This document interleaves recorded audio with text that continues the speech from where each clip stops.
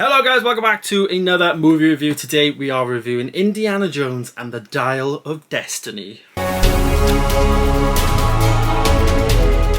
Yes, this is a new movie that came out towards the end of June. I know I'm releasing this at the beginning of August. It has been out a couple of weeks now and months. But I'm back, I'm catching up on all the big films that I've managed to see over the last few months. And Indiana Jones was kind of the movie that kind of kicked off the summer blockbusters. And I wanted to give it a go. So, yep, Indiana Jones and the Dial of Destiny. Now for me, caveat, I'm not really somebody that's into these like treasure hunting films like you've seen me review on the channel, Uncharted, The Lost City.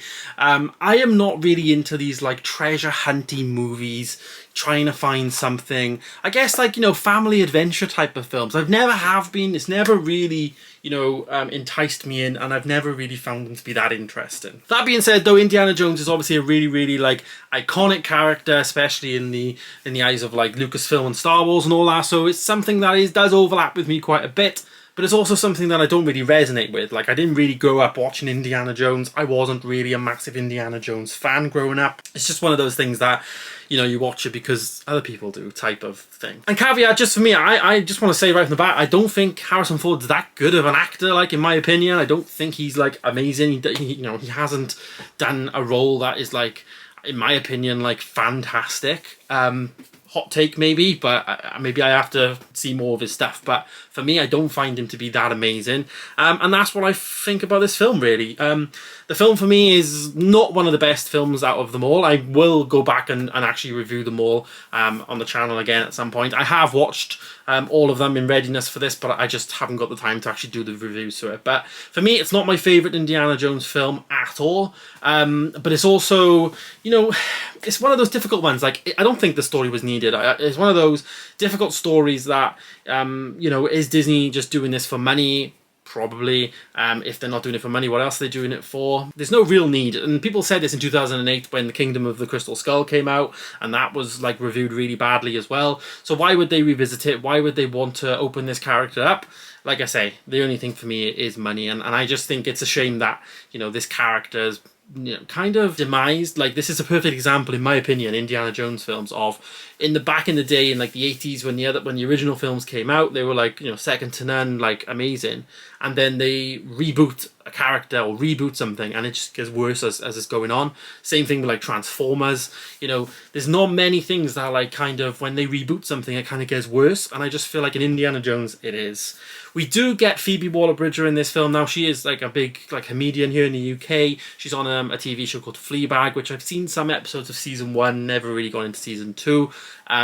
But yeah, I've know of her. She was also in Solo, so she has worked with Lucasfilm in the past. She voiced L3 on the Solo movie. So yeah, she is, you know, known in that space. But her character was a very weird character. I found like she was like the goddaughter of Indy, but then she like kind of wanted to portray him in a way. Like, it didn't really, like, I don't know, it just felt a bit disgenuine. Like, you know, surely if like you're basically family, like why would she do that type of thing? Obviously she's looking after herself and she's out for herself, but I don't know, I think it was a bit like, not badly written I was going to say, but, you know, it just didn't really make sense, because like, you know, if you've got a family member that, you know, you remember fondly, you know, type of thing, why would you go against them? I don't know. Some of the action scenes were quite good in the film though, but they do lose a bit of spark, and they did feel a bit like Jurassic World Dominion to me. Some of the CGI in the film wasn't that bad either. There was actual set pieces and stuff. The beginning opening bit of the film was like a historic, you know, like we had like a bit of a de-aging on Indiana Jones, and I thought that looked okay. It's definitely not the best de-aging ever. It's not at all, but it's definitely getting better, and it's not quite there yet, but it's going to be there soon.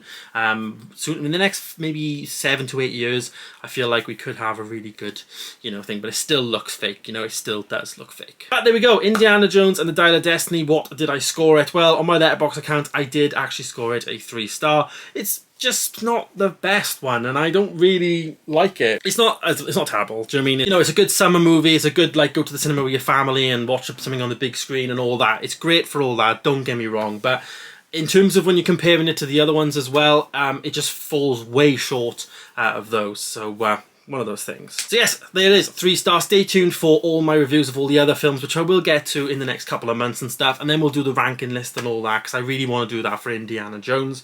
But yeah, there it is, 3 star for Indiana Jones and the Dial of Destiny. Let me know your thoughts down below. Have you seen it? By now you probably have, but let me know what you would score it. Do you agree with my score, or do you think that I need to go watch it again and sort my life out? Let me know. Thanks for watching, guys. Stay tuned for more, and I'll see you in the next one. Goodbye.